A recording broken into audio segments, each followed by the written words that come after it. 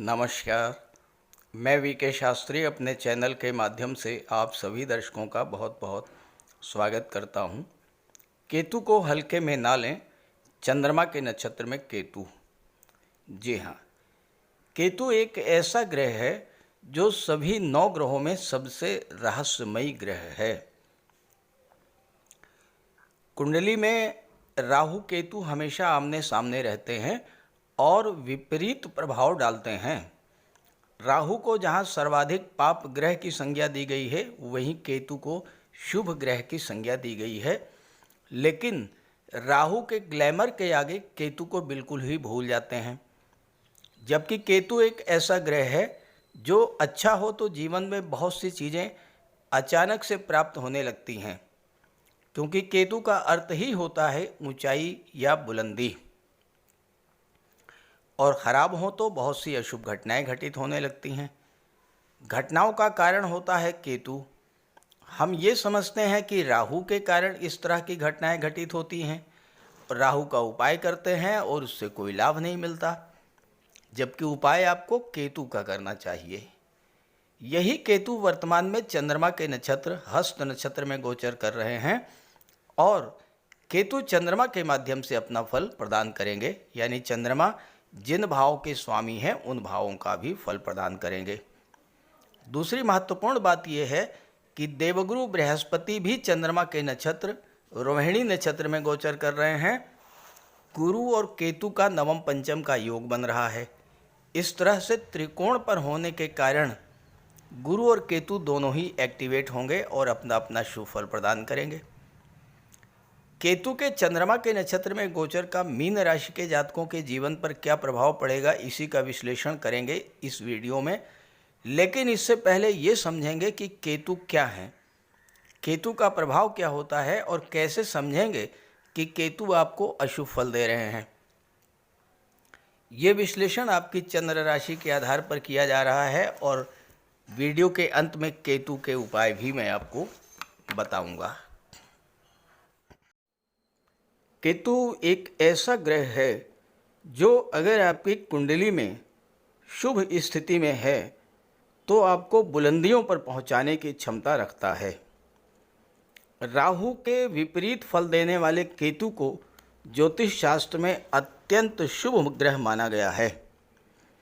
कुंडली में राहु और केतु न केवल आमने सामने होते हैं, बल्कि इनके प्रभाव भी एक दूसरे से विपरीत होते हैं। केतु का अर्थ है ऊंचाई, बुलंदी। केतु अगर कुंडली में शुभ हैं तो व्यक्ति को बुलंदी पर पहुंचा देते हैं। केतु को मोक्ष का कारक माना गया है। मोक्ष का अर्थ है भौतिक इच्छाओं की तृप्ति। जब सभी इच्छाएं पूर्ण हो जाती हैं तो मोक्ष की स्थिति बनती है। इसके अलावा केतु को आकस्मिक घटनाओं का कारक भी माना गया है। दुनिया के जिन भी लोगों ने जीवन में बुलंदी हासिल की है, जीवन में वो सब कुछ प्राप्त किया है जो वो पाना चाहते थे, उनकी कुंडली में केतु या तो गुरु या शुक्र के साथ गोचर कर रहे होंगे, या गुरु या शुक्र की राशि में गोचर कर रहे होंगे, या फिर गुरु या शुक्र की दृष्टि केतु पर पड़ रही होगी।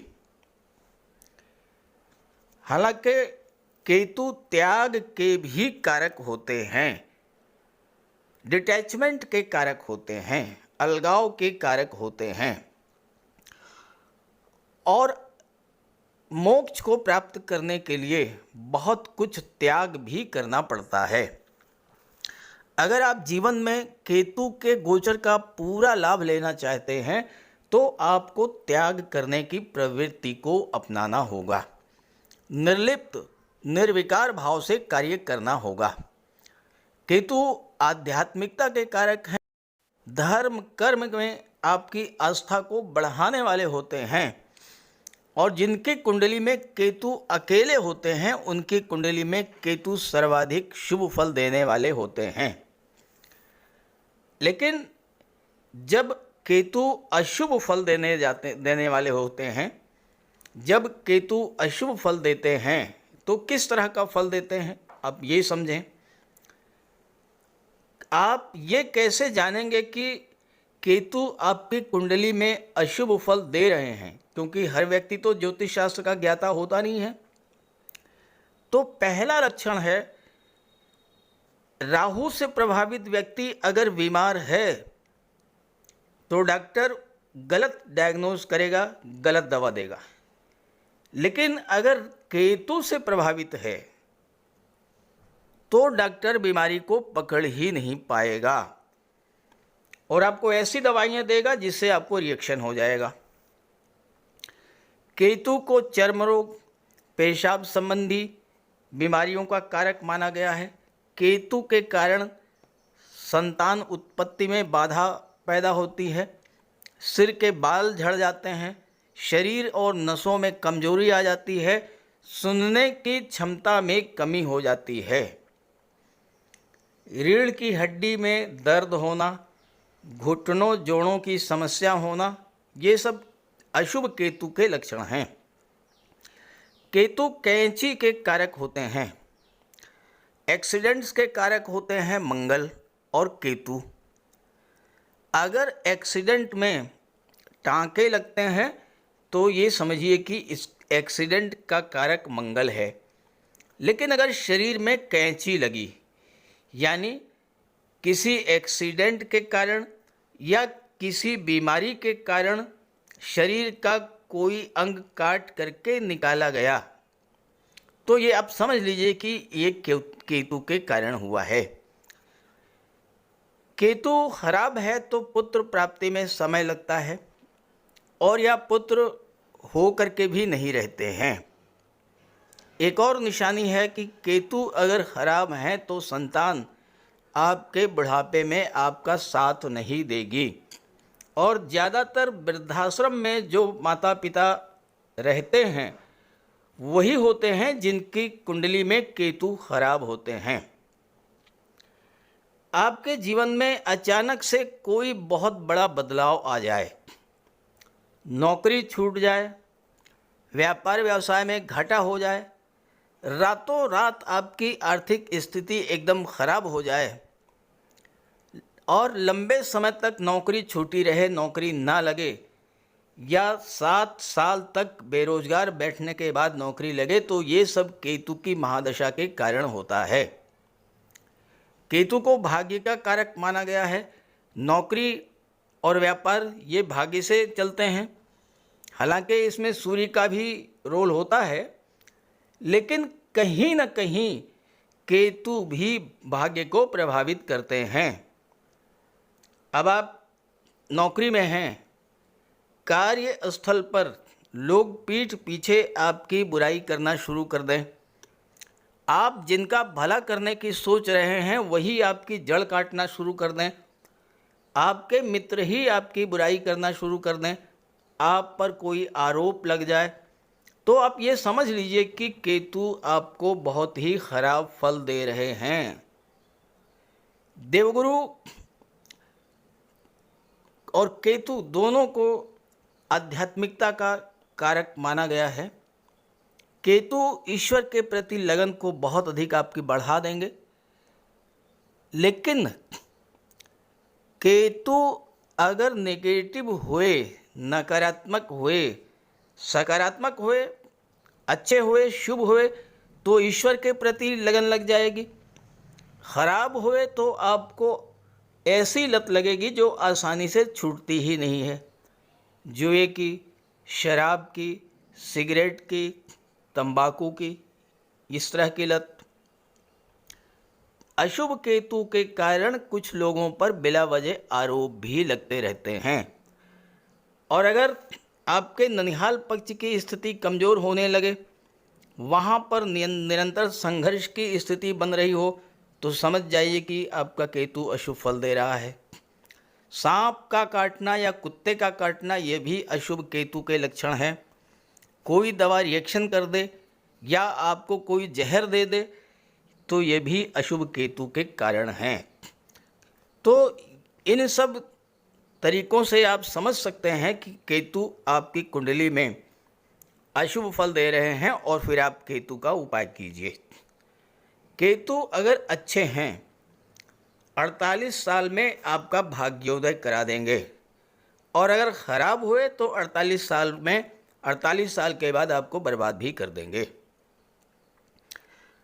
अगर आपकी ज़िंदगी में 48 साल के बाद 48वां साल जैसे ही समाप्त हो अचानक से बड़ा उतार चढ़ाव देखने को मिले, तो आप समझ लीजिएगा कि ये केतु के कारण है। अब बात करते हैं अलग अलग राशियों पर केतु के प्रभाव के बारे में। तो ये है मीन राशि के जातकों की कुंडली।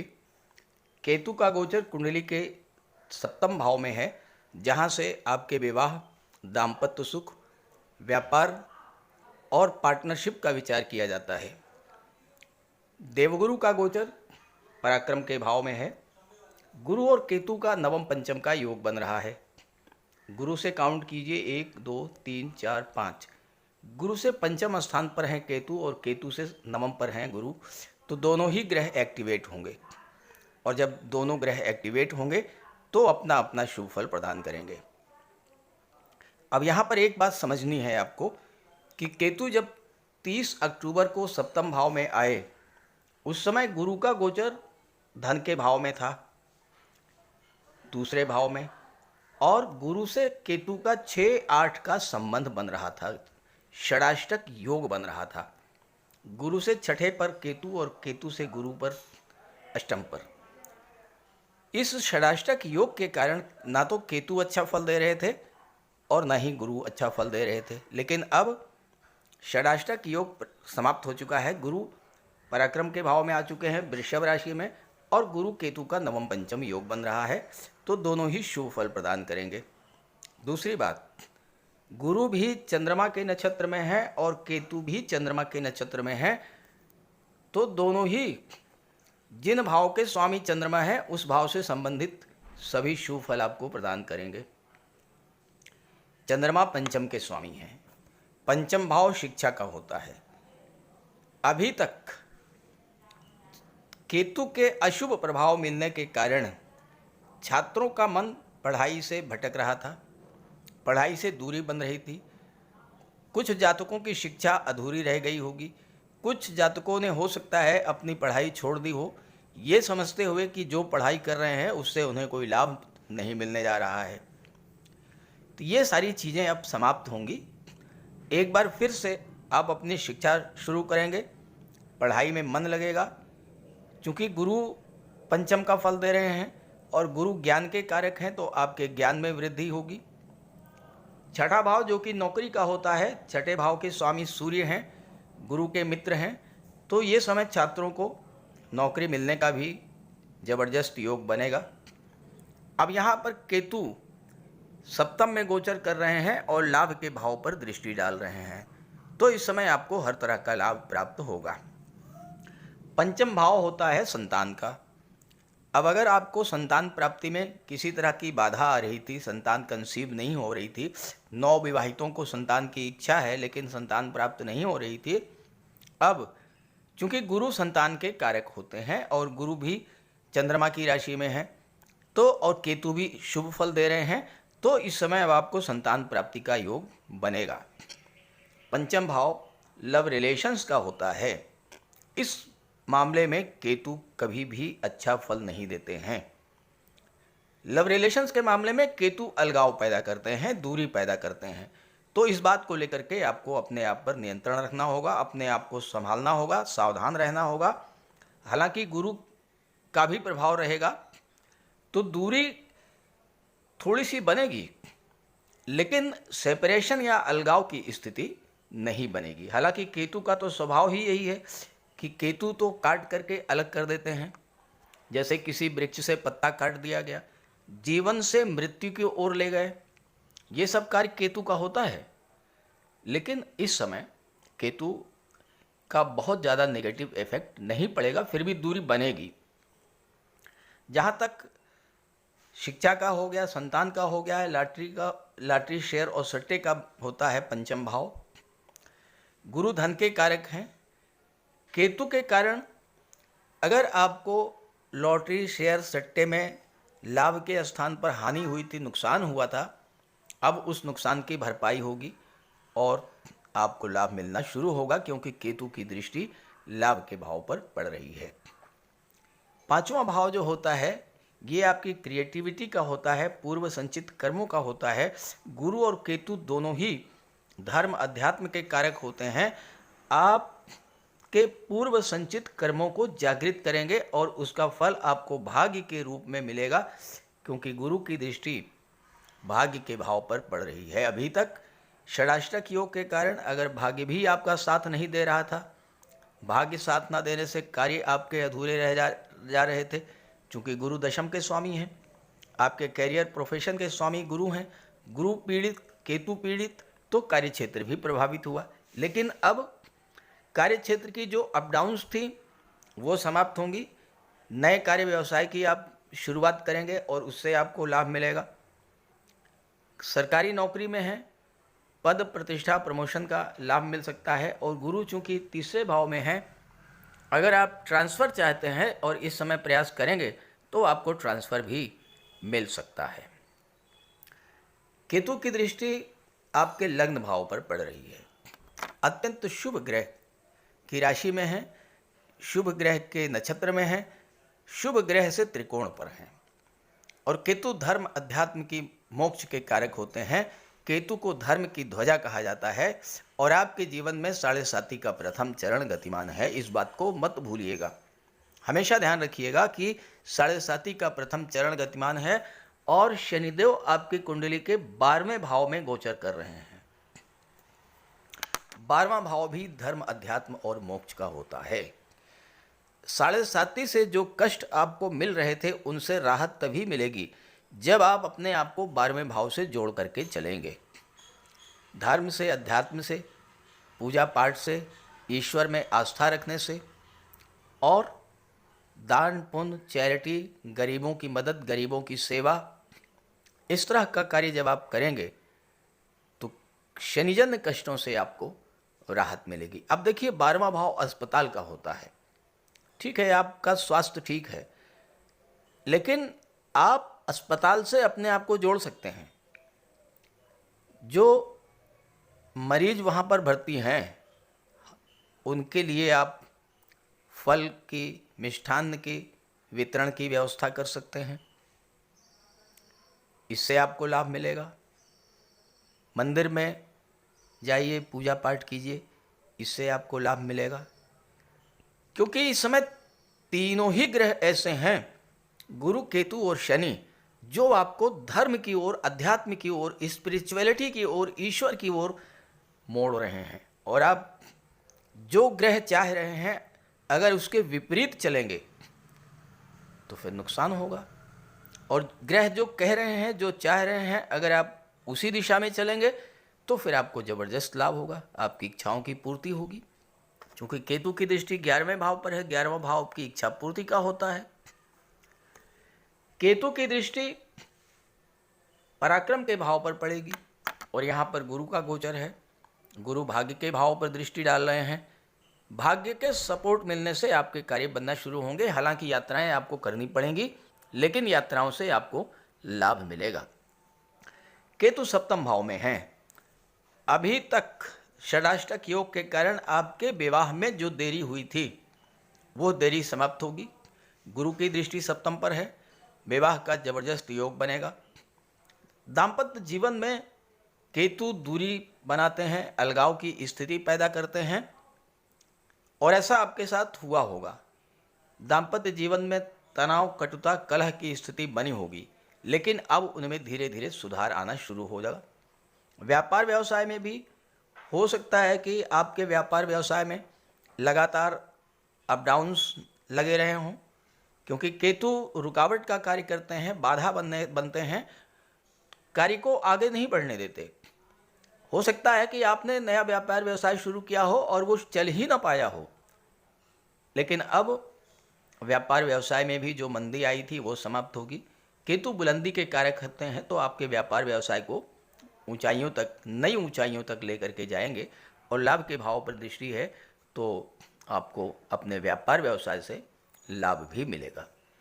जैसा मैंने शुरू में बताया केतु के प्रभाव के बारे में, हो सकता है कि सप्तम भाव में केतु के कारण आपकी सोशल इमेज में कोई कमी आई हो, सामाजिक ख्याति आपकी कम हुई हो, तो उसमें भी सुधार आएगा। गुरु की दृष्टि पड़ रही है, आपका जो मान सम्मान है वो पुनः प्राप्त होगा, मान सम्मान बढ़ेगा और डेली इनकम में जो कमी आई थी वो भी दूर होगी।